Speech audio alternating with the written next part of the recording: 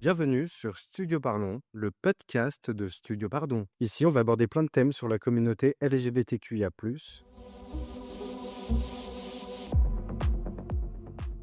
Aujourd'hui, on reçoit Johan pour le couple non exclusif. J'ai plein de questions à te poser. J'aimerais tout d'abord que tu te présentes à nos auditeurs. Alors, moi, c'est Johan ou Lucifer.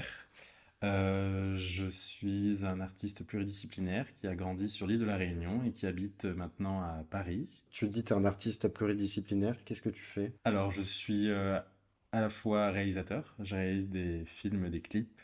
Je suis DJ, je suis aussi promoteur de soirée et je suis également programmateur d'un club. Et aussi monteur de films. Ah waouh! Et dans une vie antérieure, j'ai été ingénieur. Ah du coup, tu as fait des études d'ingénieur? J'ai fait des études d'ingénierie, ouais, et une prépa bio. C'est comme ça que j'ai rencontré mon mec d'ailleurs. Et donc, c'est que tu as quitté la Réunion pour venir en métropole pour les études? En gros, j'ai fait ma prépa à La Réunion et j'ai quitté La Réunion pour aller à Strasbourg pour faire mon école d'ingénierie. Du coup, le contraste Réunion-Strasbourg, ça n'a pas été trop dur? En vrai, ça va, parce que je trouve que les personnes à Strasbourg étaient aussi chaleureuses qu'à La Réunion, même s'il faisait beaucoup plus froid à Strasbourg. Mais en fait, Strasbourg est une ville à taille humaine, où les gens peuvent se connaître facilement, où tu peux facilement créer du lien, donc je me suis vite senti comme chez moi là-bas. Alors, je voulais savoir, toi dans le spectre LGBTQIA+, tu te définis comment? Alors, je me définis comme étant queer, PD non binaire, à tendance butch. Voilà. J'adore. Et aussi à tendance très bisexuelle. I am enchanté. Enchanté.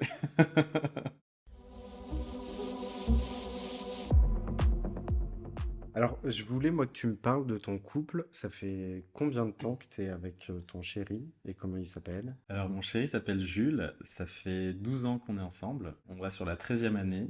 En fait, on s'est rencontrés. Moi, j'étais à un prépa scientifique à l'île de la Réunion. À l'époque, je voulais être ingénieur. Et il se trouve que lui, d'abord, avait fait son école de prépa en métropole, à Dijon, et il a redoublé sa prépa, et ses parents déménageaient à La Réunion, et pour redoubler sa prépa, il a dit, bon, bah, je suis mes parents à La Réunion, et on s'est rencontrés comme ça. Et moi, à La Réunion, bah, j'avais déjà une vie amoureuse et sexuelle avant, parce que j'ai eu mon premier copain à l'âge de 14 ans, j'étais assez précoce, entre guillemets. Pour un millénial, en fait, c'est super précoce. Ouais. Pour un Gen Z, peut-être pas. Non, mais à l'époque, ouais, je me rends compte, honnêtement, j'ai eu beaucoup de chance et j'ai pu dater des mecs dès l'âge de 14 ans. J'ai eu, je pense, 5 6 mecs avant de rencontrer Jules à 18 ans. Waouh. Ouais, j'enchaînais un peu les mecs à l'époque. Un petit peu. Mais voilà, j'ai rencontré Jules et quand je l'ai vu, j'ai fait, ah, toi là, je vais te jeter le grappin dessus parce que pareil, à La Réunion, on n'était pas beaucoup à être out. C'était un peu Mm. compliqué d'être out à La Réunion. Enfin, moi, j'ai jamais eu trop de problèmes, mais quand même, c'était compliqué de trouver d'autres personnes out, queer à mon époque. Maintenant, ça va, tout va bien. Enfin, tout va bien. Ça va mieux. Et tant mieux. Mais à l'époque, c'était compliqué. Donc, quand je l'ai vu, bah, je me suis dit, ok, je jette mon grappin sur lui. Et au début, mon plan de carrière amoureuse, c'était de faire être volage jusqu'à mes 25 ans, Ok. aller de mec en mec et voir ce qui se passe, et de me caser à 25 ans puis de me marier. Et puis après, quand j'ai rencontré Jules, au bout de 6 mois, j'ai fait genre, ah merde, j'ai l'impression que c'est une relation qui va durer longtemps. Et voilà, 12 ans plus tard, on est ensemble. À partir de combien de temps vous avez décidé de partir de l'exclusivité? C'est vrai que la première question, en fait, ce qui s'est posé, c'était la question de la sexualité. C'était un peu ce désir d'aller sexuellement, de désirer d'autres personnes. Alors, il y avait un peu quand même ce truc de base avec Jules.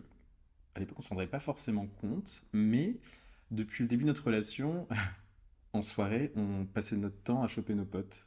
Genre, mais nos cercles d'amis comme ça, on s'embrassait tous entre nous, on se chopait tous et Un peu à la Skins.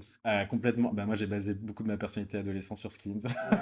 Donc on passait notre temps à embrasser nos potes et ça a même continué en école d'ingé où on embrassait nos potes hétéros, lol. J'avais jamais chopé autant de mecs de ma vie qu'en école d'ingé et c'était enfin tous nos potes de promo et des promos d'à côté. Donc ça c'était assez drôle. Et on a toujours un peu eu ce vécu-là, mais ça s'arrêtait à là. Quand j'en parle avec d'autres potes qui ont des relations exclusives, ils me disent bah même ça c'est pas possible. Donc je me dis bon déjà c'était pas le plus exclusif du monde, Mhm. même si pour certains pour eux, enfin pour pas mal de personnes, en gros, ils verraient pas ça pour de l'exclusivité parce que pour eux, La non-exclusivité parce que forcément, il faut que ce soit sexuel et pénétratif, mais c'est pas forcément le cas de mon côté. La non-exclusivité, c'est commencé à se poser au bout de 5 ans vraiment, on a commencé à en discuter parce qu'en fait, avant ça, on se trompait du coup.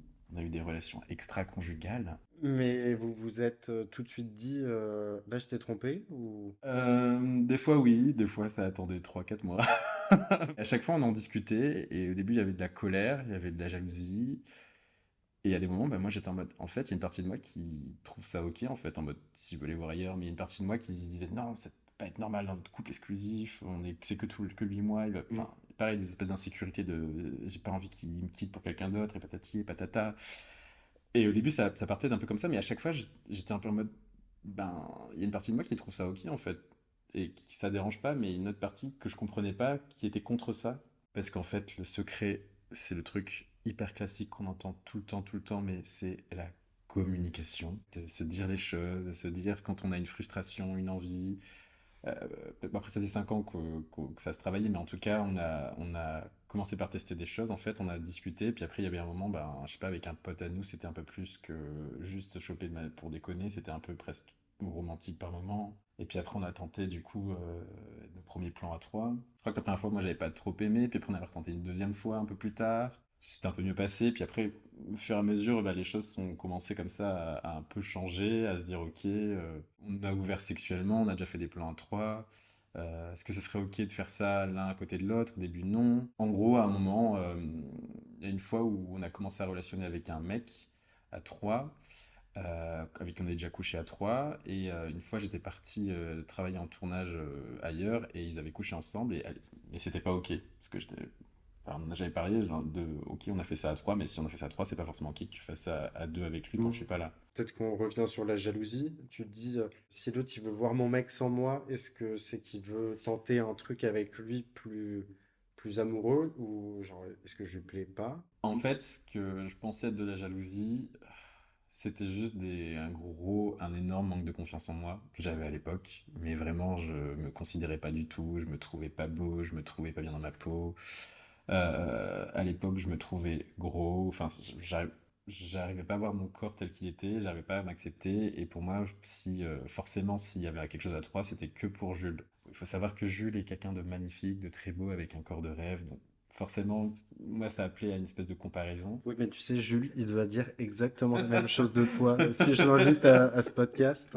À ce moment-là, c'est pas à ça que tu penses. Quand tu Oui, penses à toutes tes insécurités, t'as une espèce de part de ténèbres en toi qui s'active en mode. Oh. je connais. Voilà. Donc du coup, en fait, cette jalousie, enfin, pour moi, ce qui se traduit après par jalousie, c'est surtout un manque de confiance en moi et un manque de confiance finalement envers Jules, parce que après, on n'avait pas forcément hyper discuté de ça, mais c'est vrai que, en fait, à partir du moment où on a très bien discuté avec Jules plus tardivement de ça, ben, on se rend compte qu'on est quand même très amoureux l'un de l'autre et qu'on a un espèce de noyau fort et dur, lui et moi.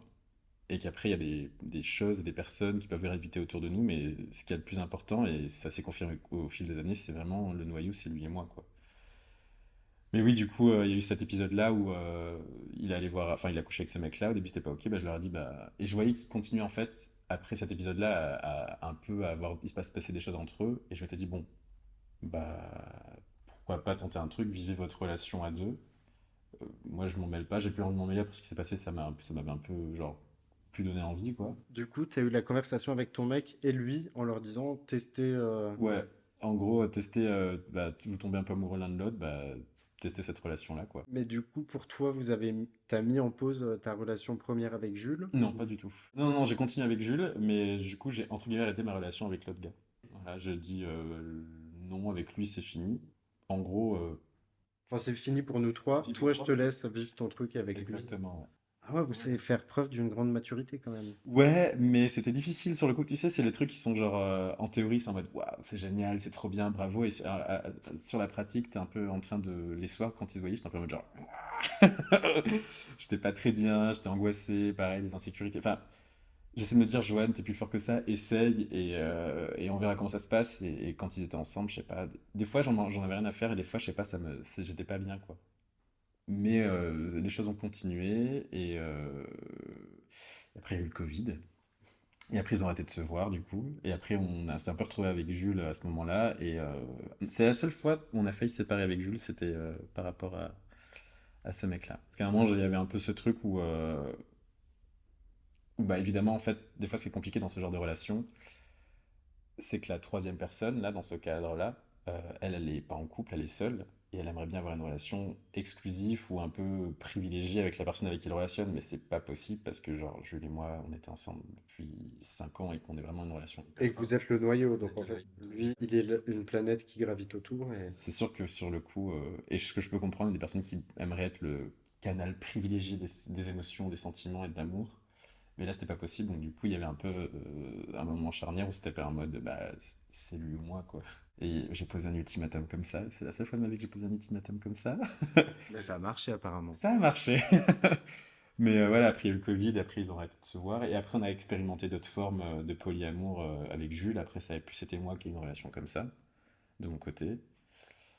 Après, on s'est même mis en trouble avec Jules en 2022. Il s'appelle Jean. Jean, si tu nous entends. Voilà, c'était avec Jean, c'était vraiment super.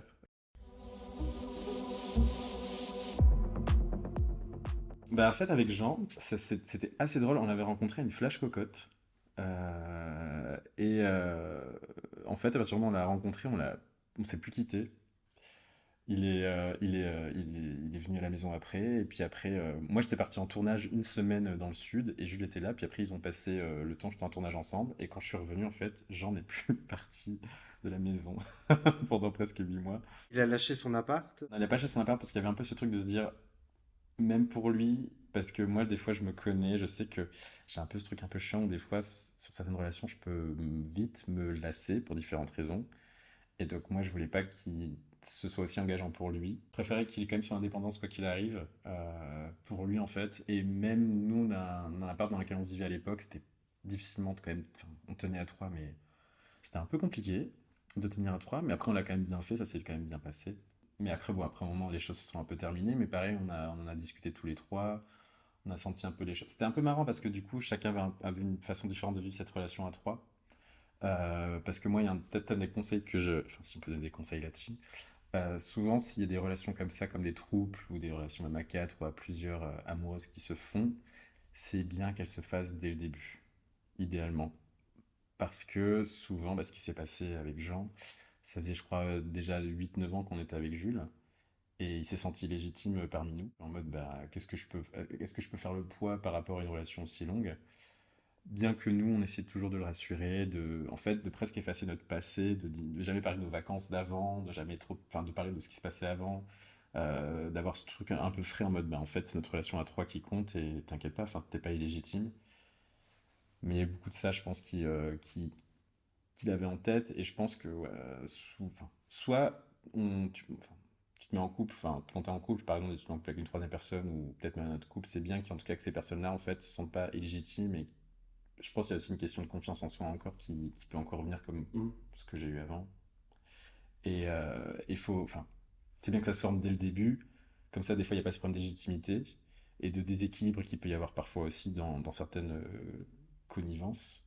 Et il y a des moments, je pense que sinon, il faut être en couple avec des personnes qui, en fait, pas s'en fichent, mais ont pas ce souci de demander autant d'attention, demander autant de réconfort, en fait, sur l'état de la relation. Ouais, mais du coup, c'est peut-être compliqué à entendre. Après, c'était moins une planète qui gravitait autour quand même, genre, c'était quand même une planète à qui on faisait un gros câlin qui était quand même assez proche du noyau.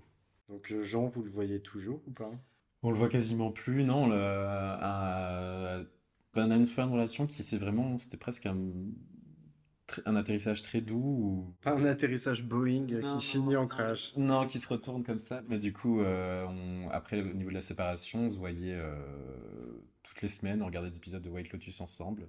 Et on dormait ensemble encore. Mais le pacte, là, que c'était qu'il n'y avait rien de sexuel ensemble. Mais on dormait ensemble, on prenait des petits déj, on se voyait de temps en temps comme ça. Et puis après, au bout d'un moment, bah, on a un peu arrêté de se voir, mais on est encore en bon terme.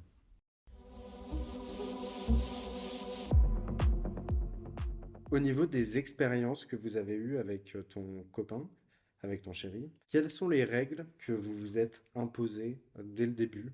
Et est-ce qu'elles ont évolué avec le temps? Bah, parce qu'en fait, on est passé d'abord de relations exclusives sexuelles à relations polyamoureuses. Et au début, bah, la règle, c'était de faire du sexe que tous les deux avec une troisième personne. En tout cas, même si avec d'autres personnes, c'était toujours que tous les deux.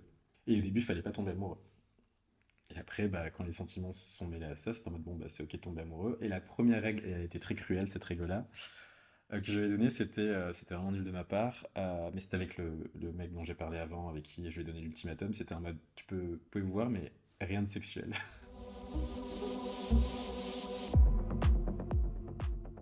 Quand tu deviens non exclusif, ça veut dire les nouveaux partenaires, t'es obligé de mettre la capote? Ça, on en parle, bah, on parle de tout. Ça, on en parle, et bon, je vais utiliser la carte. On est sous prep. Et du coup, mais dès le début, il y avait un peu ce truc.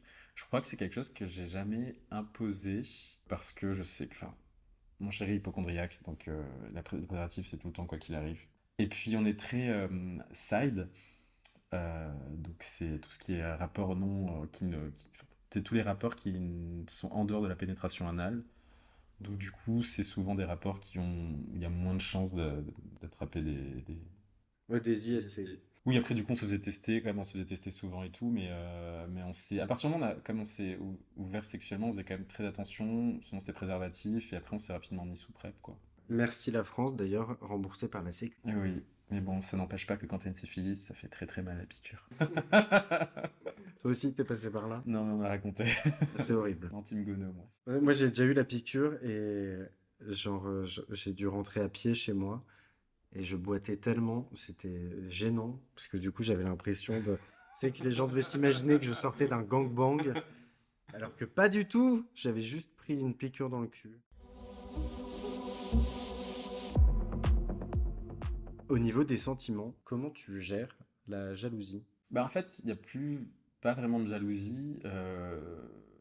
Pour moi, enfin les seuls moments où et encore est-ce que c'est de la jalousie? Les seuls moments où je peux ressentir un peu cette forme-là, bah, c'est quand en soirée, des fois, enfin ça arrive du coup d'avoir des petits crushs. Quand je suis en soirée, je peux avoir un petit crush ou je peux avoir ce petit crush. On peut avoir un petit crush ensemble. Et des fois, il y a ce truc que les homosexuels font souvent, que des fois je fais, c'est d'avoir une espèce de d'hyperactivité, je sais pas, on chope des mecs, on se chope, on chope, on va de shop en shop, et des fois il y a un peu ce truc de se dire, bon bah, je sais pas, moi je sentais qu'il y avait une connexion, il y avait un truc qui était cool avec toi, et là tu vas choper d'autres mecs, et des fois je peux ressentir ce truc de se dire, bah, enfin, je sais pas, plus une déception en fait, de se dire, ah, c'est bête, Mm. mais après de la jalousie, non, le truc des fois qu'on peut avoir avec Jules, c'est que quand on est en soirée, parce que nous, pareil, on est pas sur Grindr, on n'est pas sur les applis, on est très un peu vieux jeu. Après, l'occasion se présente des fois en soirée, c'est assez simple, hein, enfin, quand on va à des soirées de la commu, des soirées qui sont même très pédées, et que la musique est très cul, tout le monde est torse-poil, bon, Disons que c'est plus facile à consommer sur place et même du coup à emporter, mais n'importe. au moins t'as vu la marchandise. Mais du coup, il y a un peu ce truc où, quand on est en soirée avec tous les deux, le seul truc un peu qu'on se dit, ça fait partie un peu de nos règles, c'est que si on est que tous les deux, de pas laisser l'un seul pour aller choper quelqu'un ou pour, voilà, de pas. Mais moi, ça me paraît un peu du bon sens, mais en tout cas, il y a un peu ce truc où on est un peu quand même des petits nounours. Et, on est un peu des fois un peu dans des espaces publics avec autant de monde, on peut se sentir vite un peu anxieux quand on est seul, donc il y a un peu ce truc de pas laisser l'autre seul pour aller choper. Alors, est-ce que t'as déjà eu peur, toi, que ton mec te quitte pour un autre? Ou est-ce que lui, inversement? Bah, au début, oui, j'avais peur que je me quitte. Au début, quand je dis maman, j'avais très peu confiance en moi. Avant qu'on ouvre notre relation de manière saine et assurée. Vraiment, après le Covid, c'est le moment où j'ai commencé à prendre confiance en moi. J'ai commencé à m'aimer, à me trouver bien dans ma peau, à me dire que. Enfin, j'étais passé par une phase très ténébreuse et dépressive où j'avais perdu 7 kilos. Et du coup, une fois que j'ai vu ça, je me suis dit, genre, ok, maintenant je suis maigre, c'est pas beau. Maintenant je reprends du poids, et en fait, c'est beau. Et à partir de ce moment-là, en fait, tout a changé, j'ai glow up. Oui, quand t'es mieux dans ta tête, en fait, d'un coup, t'irradies beaucoup plus. Exactement. Et là, tout d'un coup, je sais pas, je trouve que le regard des autres a changé sur moi. Enfin, parce que mon regard avait déjà changé sur moi, et je trouve que le regard des autres a aussi changé sur moi. Je me suis senti beaucoup mieux. Et du coup, à partir de ce moment-là, les choses ont un peu changé où je ressentais plus de jalousie. Et en fait, je pense que vis-à-vis de Jules, c'était plus de l'envie que je ressentais plus que de la jalousie. Un peu cette envie d'être comme lui, cette envie d'être aussi beau, cette envie de plaire, cette envie de. Et c'est surtout ça, en fait, je pense que ma jalousie avait vraiment cette forme-là. Euh, Mais du coup, c'est pas de la. Je sais pas si on peut toujours appeler ça de la jalousie, mais c'était ça qui se passait en moi. Et à ce moment-là, j'ai plus ressenti ça, mais avant, oui, j'en sentais ça et ouais, je pensais que je l'ai trouvé mieux que moi, que j'étais pas assez à la hauteur. Mais bien qu'il me rassurait tout le temps et que je voyais qu'à l'épreuve du temps, c'était pas le cas. En fait, le déclic il est venu de moi et pas forcément de Jules, bien qu'il a été vraiment toujours été très adorable. Je suis croyant, mais pas pratiquant pour le couple non exclusif, tu vois. Ouais. Et j'adore l'idée et je trouve ça super de pouvoir réussir à sortir du dogme imposé par les religions, tout ça, sur la monogamie. Après, je te rejoins peut-être sur le manque de confiance en soi. Par exemple, tu vois, je me dis, si j'ai un dîner prévu ce mardi soir avec mon mec, on s'est dit, on va se faire un resto. Et à 14 heures, il m'écrit un texto pour me dire, ah, finalement, bébé, je suis plus dispo ce soir, mais il va pas me dire pourquoi. Mais dans ma tête, je me dis, putain, s'il annule, ça veut dire qu'il va aller se taper un autre mec. Comment je vais gérer ça dans ma tête? On me bazarde de côté. Le mec, mon nounours que j'aime, qui est censé enfin, qui m'aime aussi, du coup, qui me bazarde pour ce que moi je dirais un vulgaire plan cul. Bon, ce qui n'est peut-être pas ça pour lui, mais ce qui, pour moi, dans mon idée actuelle, genre, ça me ferait tellement mal au cœur et j'aurais peur d'être complètement jaloux et de freak out, et du coup de le freak out aussi, et qu'ils se disent putain, mais il est chiant en fait. Bah non, moi je pense que sincèrement, là après, il y a aussi une notion de règle qu'il faut se dire, qu'il faut s'imposer, de priorité et de respect là-dedans. C'est que moi, les rares cas où c'est arrivé comme ça, c'est parce que par exemple, la personne que fréquentait Jules à côté, peut-être était pas bien, je sais pas, il y a eu un décès dans sa famille, un truc comme ça, du coup il y avait plus une urgence de faut que j'aille voir la personne, et là j'étais en mode bah ok, parce que j'ai de l'empathie pour l'autre personne, et je sais que moi, enfin, j'aimerais bien qu'on ait une personne qui vienne m'aider, mais non, annuler pour un plan cul alors qu'il y a un date le soir, bah non, ça c'est. Enfin, si c'est pas dans les règles établies dès le début que vous avez dit, bah ça je m'en fous, c'est ok, bah si c'est pas ok, c'est pas ok, c'est du non-respect, et c'est. Bah, je sais pas que Louis ne ferait pas ça évidemment, mais c'est du non-respect, et c'est juste que dans ce cas-là, tu n'es pas ça c'est pas la priorité, tu n'es pas sa priorité, et ça veut dire que, est-ce que toi, t'es sa priorité? Est-ce que lui est ta priorité? Est-ce que vous êtes ce noyau? En fait, c'est aussi, c'est quoi le contrat de base? C'est quoi la relation que vous avez? Parce que nous, on est un noyau fort avec Jules, mais il y a des personnes qui peuvent être des électrons libres, amoureuses entre elles, et qui, des fois, se voient, s'attachent, se détachent. Euh, Il y a des liaisons fortes qui, des fois, peuvent être brisées, puis reviennent. Enfin, plusieurs choses sont possibles. Il peut y avoir plein de formes différentes, mais moi je pense que l'important, c'est de se dire les choses, de se dire. Après, quand on dit des règles, c'est pas des dogmes, c'est pas genre les 10 commandements en mode attention, si tu fais ça, tu iras en enfer. Non, c'est vraiment de parler de c'est quoi un peu le domaine, le cadre euh, de liberté, le cadre d'action, qu'est-ce qu'on peut faire euh, Qu'est-ce qu'on peut faire dans ce cadre-là, sachant que ce cadre il peut bouger, il peut s'agrandir. Moi, ce qui s'est déjà arrivé avec Jules, c'est qu'à un moment, on a été donc dans ce trouble on était un trouble exclusif avec Jean d'ailleurs. C'était un trouble exclusif. Et après, ça s'est fait tout seul, on n'a pas discuté, mais genre, on était tellement genre amoureux l'un de l'autre, tous les trois, qu'on n'avait pas envie d'aller voir ailleurs. Mais on s'est jamais dit, mais on était un trouble exclusif. Et une fois que le trouble s'est arrêté, une fois qu'on s'est séparé de Jean avec Jules, on a passé, je crois, 8 mois à re-être exclusif et à se dire, je sais pas, souvent ce qui se passait, c'est en soirée, on allait en teuf et on se disait, bah en fait, je sais pas, ce soir, c'est ok si on se chope, si on est que tous les deux. Puis on se disait ça, mais enfin, l'un et l'autre, on était ok avec ça, puis même content, et puis on était sur la même longueur d'onde. Et des fois, il y a ce cadre que tu peux, genre, modifier, changer, et voilà. Mais en tout cas, moi, le coup de si Jules, effectivement, pour un plan cul, m'annule un repas le soir pour fêter, je sais pas, on doit fêter notre 2 ans de Pax, tu vois. Mais bien sûr que là, je pèterai un câble, je me dis, non, ça se fait pas. Mais ça, enfin, je sais pas, je veux dire c'est du bon sens, mais c'est une notion plus de respect Mm. et d'empathie quand même. Et je pense aussi l'honnêteté. Quand on dit la communication, si on peut communiquer des choses, mais on peut communiquer des choses fausses ou des choses pas forcément vraies, mais il faut être honnête. Honnête avec ses sentiments, honnête avec ce qu'on ressent. Et apprendre à mettre des mots sur ce qu'on ressent, c'est important. Parce que si on dit quelque chose qui est faux, et parce que des fois, bah, on peut dire, comme dit la chanson de Mylène Farmer, dis-moi oui mais non, quoi. C'est. Dans le doute, doubler la dose de communication. Comment ça se passe? Est-ce que chacun a Grindr sur son tel ou comme vous, c'est plutôt au hasard des rencontres? Ça vous est déjà arrivé par exemple avec contact avec un mec dans la rue Alors, bah, il y a plusieurs façons évidemment de faire des rencontres. Je connais des couples non exclusifs qui sont sur Grindr, chacun de leur côté. Il y en a qui ont un compte commun. Alors, c'est pas le compte commun avec un IBAN, mais c'est le Non, compte commun avec... ouais, on a les deux avec Jules parce que, bon, certes, principalement on rencontre des gens, bah, bon, je sais pas, quand on va au bar, aux souffleuses par exemple, quand on va en club, quand on... des potes de potes, et des fois il y a des rencontres comme ça. Moi je trouve ça chouette et je trouve ça cool. Mais c'est arrivé que, enfin ça arrive quand on part en vacances ailleurs qu'à Paris évidemment, on a un compte commun sur Grindr qu'on active. Le but premier étant de un peu de rencontrer des personnes dans le coin et pourquoi pas avoir goûté les spécialités locales comme on dit. Non oui, du coup on a ce truc très vieux jeu de rencontrer des mecs dans la vie de tous les jours, dans notre quotidien, mais quand on part en vacances, on a notre compte commun qu'on active et on rencontre des mecs comme ça et des fois on vogue dans la ville, on rencontre, je sais pas, on va dans des lieux auxquels on n'aurait jamais pu aller, on n'aurait jamais pensé à aller parce qu'on rencontre des gens du coin comme ça.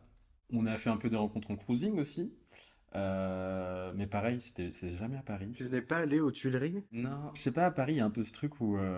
Et je pense que tous les Parisiens, la plupart des Parisiens et Parisiennes ont ça, c'est de se dire genre, oh, et si je connais la personne, comment ça... Enfin, qu'est-ce qu'on va dire de moi quand on va ailleurs? Et là, on prend ces formes-là, on va dans les lieux de cruising. Et une fois c'est arrivé, petite anecdote, on était à Santorin, sur l'île de Santorin, en amoureux, et un soir, on sortait d'un restaurant, on avait pris une bouteille de vin à deux, on était complètement ouais. Et à un moment, on visite la ville histoire de faire une petite promenade digestive pour pas aller se coucher complètement bourré, quoi. Et à un moment, il y a un mec qu'on croise du regard qui est au bord d'une falaise euh, et qui nous eye contact de ouf.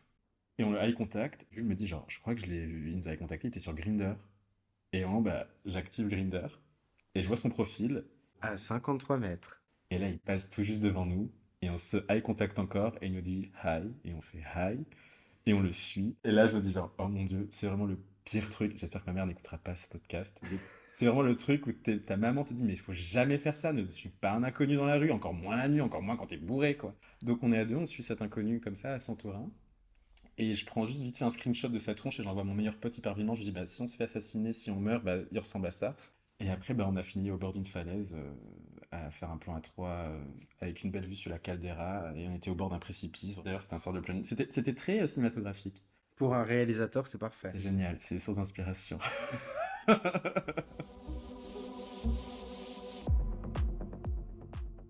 Au niveau de la logistique, vous avez le droit de ramener des mecs dans votre appart ou faut obligatoirement faire ça chez le mec?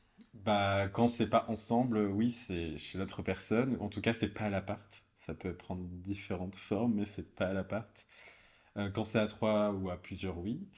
Euh, mais oui, quand c'est chacun qui a sa petite aventure à côté, oui. En tout cas, pas quand l'autre est là.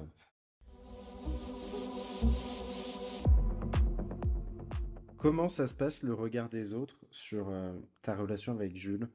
Est-ce que du coup tout le monde est au courant que vous êtes en couple non exclusif? Ta famille, par exemple? Ouais, tout le monde est au courant, nos potes, nos mamans, nos familles, tout le monde, même depuis assez tôt.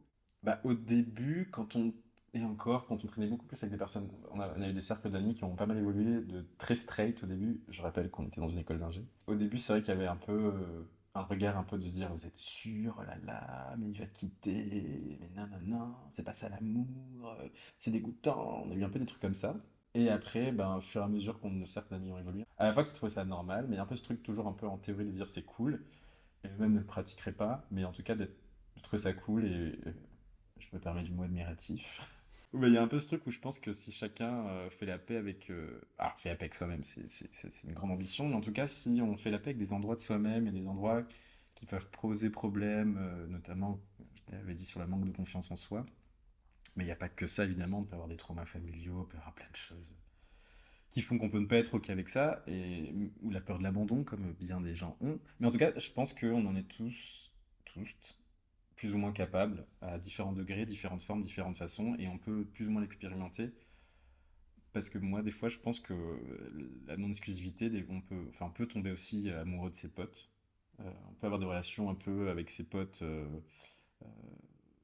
qui peuvent ressembler à ce qu'on ressent dans l'amour aussi. C'est possible, des fois, on peut expérimenter ça. On peut expérimenter aussi de la jalousie, des choses comme ça, ne serait-ce que dans l'amitié. Donc si des fois on est capable d'insuffler ça dans nos relations amicales, et des fois des relations amicales très proches, on est capable aussi de le faire en amour et enfin, vice-versa. Ok. Pour moi, il y a quelque chose d'assez permanent. Je sais pas si c'était très clair, mais en tout cas, je pense qu'il y a des analogies à faire entre les relations amicales, qui parfois on peut avoir des relations amicales qui sont hyper intenses, hyper fortes, qui sont presque des relations amoureuses. Et juste parce qu'on appelle ça des relations amicales, ça peut paraître plus simple, mais ce qu'on arrive à des fois à insuffler là-dedans, on peut l'insuffler aussi dans nos relations amoureuses, quoi, et sexuelles. Qu'est-ce que tu pourrais donner comme conseil pour essayer un couple non exclusif? Bah, le conseil, c'est la Communication? communication. La communication. La communication, l'honnêteté. Et aussi de se connaître soi-même, de s'interroger, de ne pas avoir peur de ses désirs, de pousser sa curiosité, de pousser un peu ses peurs, ses angoisses, parce que c'est quand même intéressant de découvrir d'autres choses, d'autres formes, de possibilités. C'est pas un conseil, mais ce qui est aussi intéressant dans les relations non exclusives, notamment sexuelles, c'est que tu peux aussi découvrir des choses sexuellement, des désirs que tu n'as pas pu expérimenter dans ton couple pour diverses raisons, parce que l'autre n'en a pas envie, parce que des fois, deux personnes ensemble, on n'a pas cette alchimie-là qui pousserait à avoir telle ou telle pratique sexuelle, ça si c'est possible. Donc ce qui est intéressant aussi, c'est que, en plus, d'autant plus avec Jules, donc ça fait 12 ans qu'on est ensemble, donc d'autant plus quand on est jeune comme nous, on avait envie d'explorer des choses, de s'explorer comme on dit. Donc du coup, il y a un peu cette chose de pouvoir explorer d'autres formes de sexualité, des désirs, ce qu'on appelle les kinks aussi, et d'apprendre aussi, en fait, c'est toujours dans ce chemin de découverte de soi-même, de qui on est. Ça peut aussi passer par la sexualité et l'ouverture du couple, en tout cas, ça peut grandement aider à ça. Moi, dans tous les cas, j'ai un peu découvert, plus ou moins, moi qui me considérais plutôt comme passif, que j'étais plutôt verse, grâce à cette ouverture de couple dans l'idée, quoi. Bah, en fait, au niveau des conseils aussi, je pourrais donner des conseils très pratiques, c'est de faire souvent des dépistages. C'est quand même bien que chacun enfin, soit safe pour l'autre au niveau des statuts, c'est-à-dire, bah, c'est toujours chiant d'avoir une petite chlamydia, de ne filer une chlamydia sa amoureuse. Ça, c'est quand même bien. Pour moi, c'est partie de toute la partie un peu respect dans la relation ouverte.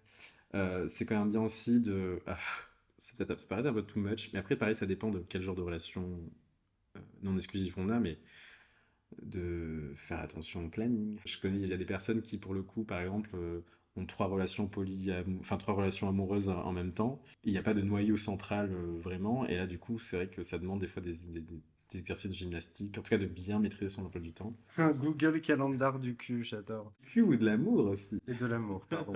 J'avoue, là, j'ai jugé. Donc il y a ça, et je pense que toujours dire les choses. C'est-à-dire que il y a toujours ce moment qui peut être un peu gênant, moi qui m'est souvent arrivé. Après, je sais pas si c'est un conseil, mais quand on rencontre une autre personne, de pas cacher qu'on est déjà en couple avant, tu vois. Ça peut paraître bête, mais ça, c'est un truc qu'il faut dire. Communication et toujours dire les termes. Ouais, Comme ça, dire les t'es sûr termes. qu'il n'y a pas de... Pas de zone floue, de zone grise qui peut juste créer du drama après. Prenez note. Merci beaucoup d'avoir partagé ton histoire et d'avoir donné toutes ces réponses à ces questions que je me pose et que j'espère les auditeurs se posent aussi. Maintenant, on va faire des jeux. Allez, J'ai un jeu qui est Je n'ai jamais. Donc, on va manger des bonbons. j'ai ma petite fringale, justement. On va commencer le Je n'ai jamais. Alors, je n'ai jamais menti pendant un podcast. Ça m'est déjà arrivé. Pas celui-ci, mais On a dit honnêteté. communication. Communication. Je n'ai jamais ghosté quelqu'un. Alors ça, c'est pas bien. Ça, franchement, je trouve. On le fait tous et c'est pas bien. Le vu, C'est vraiment le vu, c'est le pire truc. Moi, c'est vraiment le truc qui me fout le plus angoisse, quoi. Ghoster, c'est pas bien, le faites pas. Dites aux gens juste non, ou même j'ai plus envie, ou ça ne m'intéresse plus. La communication. maintenant, on va passer à... Qui a dit... Il me dit que je suis belle. Non, pas Patricia Cass. Qui a dit... But you must be some kind of Non, superstar. Jamelia. si tu nous entends. Qui a dit Touch me now. Ouais, non, ça, j'ai pas.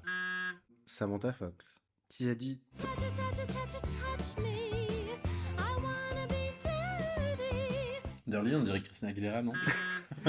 Suzanne Sarandon dans The Rocky Horror Picture Show? Ah, oui, alors ça, je suis un mauvais homosexuel. En plus, moi suis cinéphile et qui travaille dans le cinéma, The Rocky Horror Picture Show, genre vraiment, je l'ai regardé qu'une seule fois, c'est pas un truc qui m'a marqué. Alors, qui a dit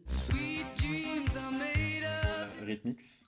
Qui a dit Shine bright like a diamond. Bah, rien. Et d'ailleurs, cette chanson a été écrite par Sia. Le sachez-tu? Le saviez-vous?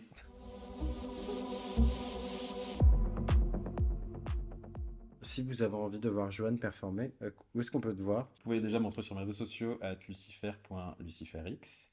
Je mixe souvent à la soirée que je promeus, qu'on a créé avec mon collectif qui s'appelle Club Humide.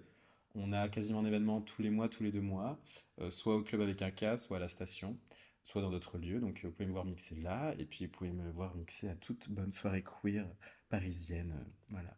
Merci beaucoup pour ta participation à ce nouvel épisode de Studio Parlons. Merci de m'avoir invité, c'était un grand plaisir d'avoir échangé. Et explorez-vous, soyez curieux et curieuses, évidemment, communiquez, soyez honnête avec vous-même et n'hésitez pas voilà, à poser des questions autour de vous. Merci beaucoup, et je te dis à bientôt pour la Club Humide. Et oui, la Club Humide, tu viens me voir. Hein. Premier rang, je te vois. Hein.